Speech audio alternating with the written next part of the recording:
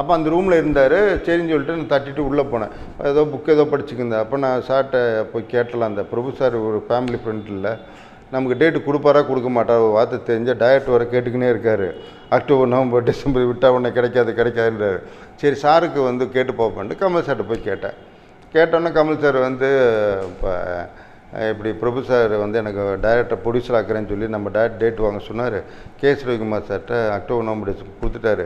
நீங்கள் ஒரு வார்த்தை ஒரு எஸ் ஒரு நோ சொல்லுங்கள், டேரக்டர் டெய்லி சமாளிக்க முடியல, டெய்லி போனால் என்னடா ஆச்சுன்றாரு. நான் எங்கே போய் கேட்குறேன்னு தெரில.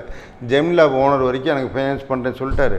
எதுக்குமே எனக்கு செட் ஆகலை சார், நீங்கள் எஸ்ஆர் நோ கேட்டு சொல்லுங்கன்னு. உடனே அவரே வந்து கமல் சார் ட்ரை பண்ணுறாரு பிரபு சாருக்கு. என் நேரத்துக்கு பிரபு சார் லைனில் கிடைக்கவே இல்லை, ராம்குமார் சாரும் கிடைக்கல.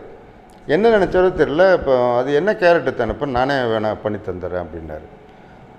இல்லை சார், நம்ம வந்து பிரபு சார் ஒரு 10 நாள் தான் பிளான் பண்ணியிருக்கோம், இவர் பிரபுதேவா தான் மெயின் கேரக்டரு அப்படின்னா. அப்படின்னா அந்த 10 நாள் நானே பண்ணி தந்துடுறேன், ரவிக்குமார் சாரை வந்து கதை சொல்லு அப்படின்னாரு. ஃபோன் கிடைக்காது உங்களுக்கு, நல்லதாக. ஆமாம், அதனால் உடனே வெளியில் வந்தோடனே என்ன பண்ணுறேன்னா புரியல. என்னடா நானே கிளிப்பது கனவால் நினைவா, கமல் சார் நமக்கு படம் பண்ணுறாரா ப்ரொடியூசரா அப்படி இப்படின்ட்டு ரவிக்குமார்கிட்ட போய் சொன்னேன். ரவிக்குமார் உடனே சரிடா நான் போய் பேசிடுறேன்டா அப்படின்னு சொல்லி கதையெல்லாம் சொல்லி எல்லாம் ஓகே ஆயிடுச்சு.